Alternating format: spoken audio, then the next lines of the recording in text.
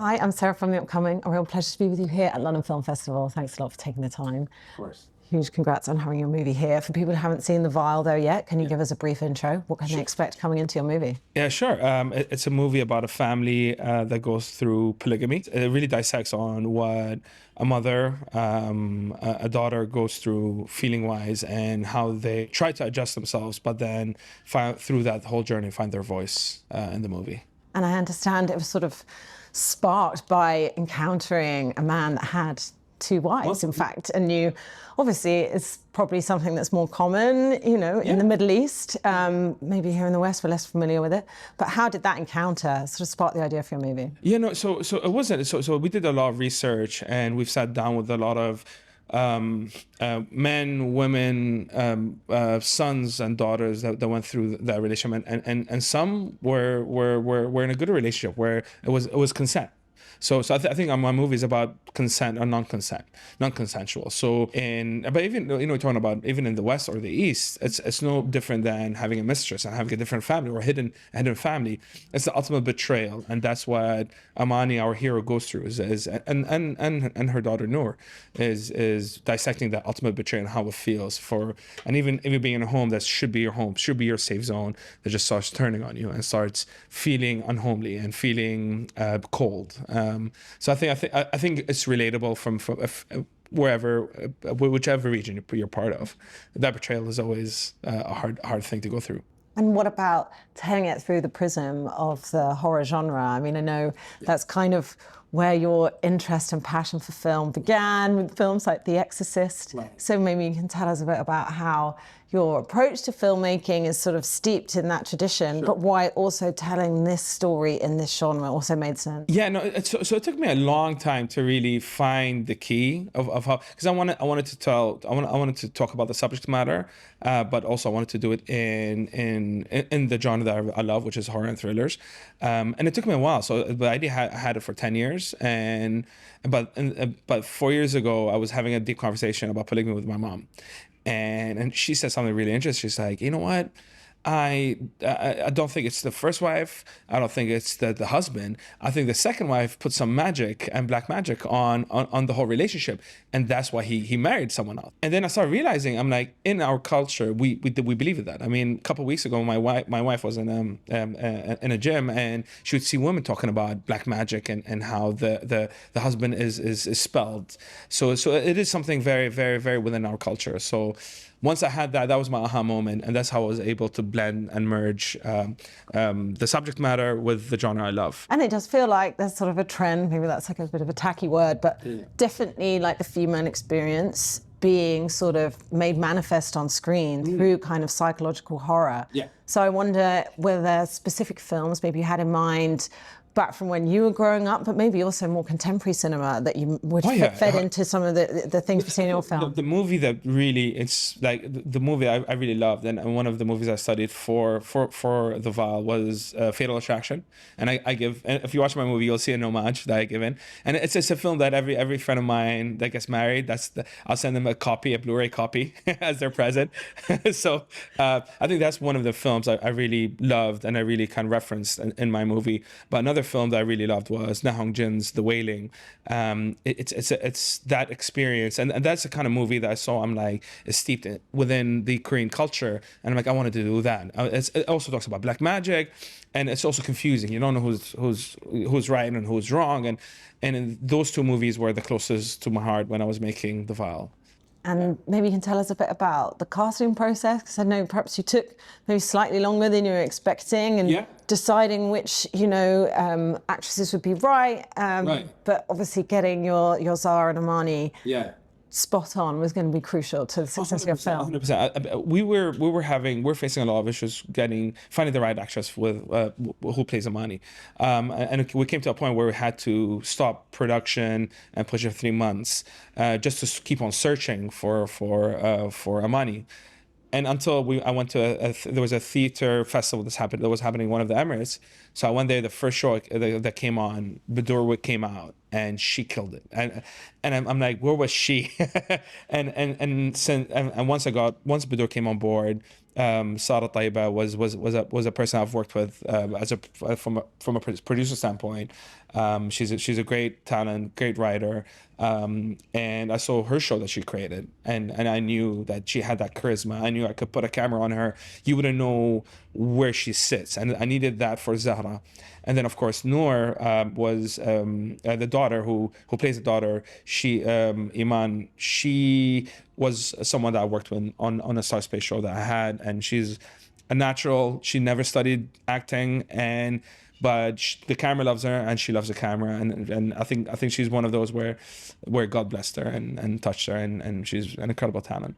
And maybe you can tell us a bit about the sorts of conversations that you had with your cast about their characters, and maybe even you could argue Zara was the more difficult one, because you don't want to make that sort of a caricature of a villain. This is also someone that's gone through trauma, to sort of, for the audience to be able to kind of like rationalize her behavior too. Yeah, no, 100%. I think with Zahra, that's a great question, because with Zahra, me and Sarah were having deep conversations. Like, should she look evil? I'm like, no. Being a second wife doesn't mean you're evil. That doesn't, because in a lot of relationships, when it's consensual, they're not, because it should, like, if it's consensual, it wouldn't be. And I'm like, let's play it that way. Let's play it in a way where you think it's consensual. You think in your head it is. So you're not really doing anything wrong. You're just coming to the house thinking that everyone is in agreement, even though deep down inside she doesn't. As a character, I mean, and that's how really Zahra, and I wanted her to really start unraveling and start peeling off her skin as the movie goes towards the end. And what was it like on the shoot? And I guess also, having that building tension between the two actors. How did you create like the right atmosphere on set?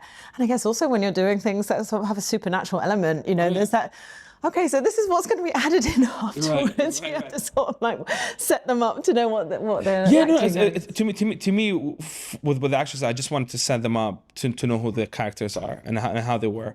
And there were moments where Badur and Sarah wouldn't talk to each other and just keep that distance. And we deliberately did it in a way where, of course, we did the table read through together and stuff. But because there's a pivotal moment in the movie where they both have to sit down with each other and have a conversation. For me, I didn't want them to sit down and have any deep conversation until that scene, which we, in schedule-wise, put in the beginning of the movie. So at least break the ice. No, not break the ice, but have that be the main scene where they sit down earlier in the schedule. So then they could break the ice with them as human beings and continue acting the movie. But yeah. And I guess sort of a classic horror trope, the house itself becomes a character. Yes. So maybe you can tell us a bit about the setting and how you sort of created that atmosphere that you wanted. So one, we shot it on 16. This is something that Benjamin Kirk, who's an incredible cinematographer, the first decision we made is shooting on 16 because we love the idea of the old thought and the new thought, and this is a 16 really kind of represented for us visually, could help us represent that. And then we had Benedict Lang, who was our production designer. So we've built so everything was done inside the home on a soundstage. So we could, and what we did is throughout the movie is first when it's homey, Amani's home, it feels better, it feels bigger, it feels this. But then as we were going throughout the shooting period, we started changing the walls and making it smaller and more claustrophobic. So we started adding these because we had because it was in a soundstage. We started really converting the home as the film progressed, just to build on the atmosphere and to build on Amani's intensity throughout the movie. In terms of what you hope people take away from watching the film, I guess it can prompt conversations specifically about polygamy, but maybe something beyond that. And like you said, about consent, betrayal, but also female agency, because I guess in any kind of marriage, there can be a gender imbalance. So 100%. It's not something that's specifically about polygamy on its own. Yeah. No, listen, my mom is a strong female, and she was a person that really raised the family for us. I have two daughters who beat me up every day, but I love them to death, and then a strong wife. So for me, yes, it's about identity, about finding your voice, and it was a message for my daughters. And I know they're not going to be able to watch it until 15 years from now, but as a father, I want them to see that their father feels that finding your voice is above all, and finding your identity and being yourself is above everything.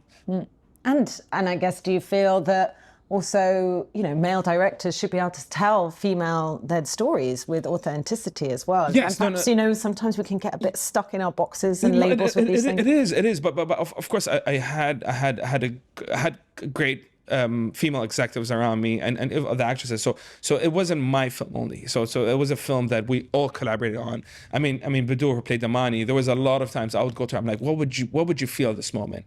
Do you tell me what I should capture at this moment? And that was important for me to represent that. It was important that she had her voice there. And even when it comes to editing, I flew out to Tunis for 8 weeks to work with a female editor, because I believe that voice, and especially in that critical process, I needed her voice to be. And a lot of times would edit and she'd be like, oh no, you're crazy, we don't feel this way, and I'll change it. And her representing the female was very important for me.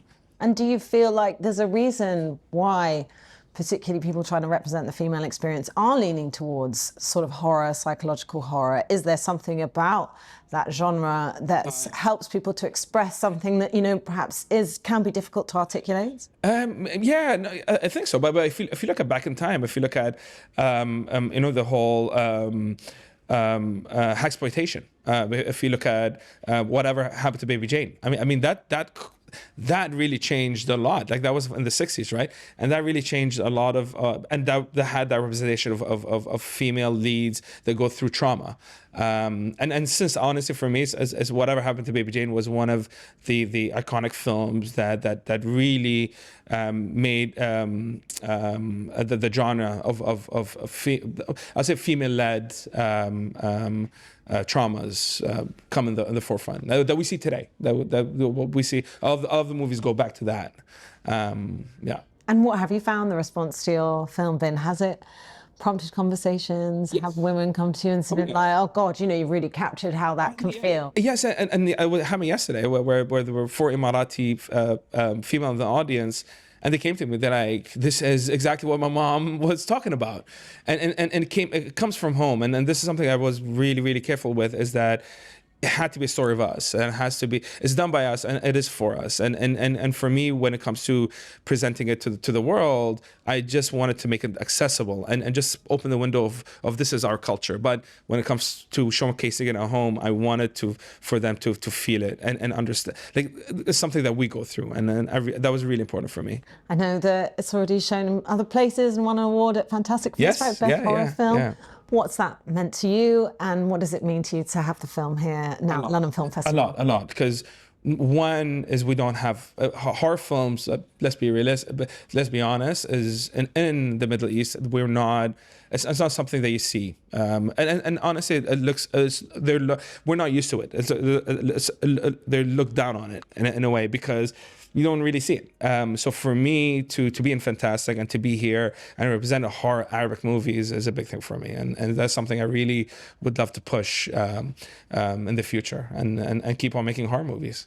And do you feel you're almost like representing some kind of Arab cinema, or at least being a trailblazer or inspiring the next generation? I don't know. Honestly, my goal is to inspire the next generation. And hey, I'm a stepping stone, so the next Emirati Arabic filmmaker could become better. That's my goal.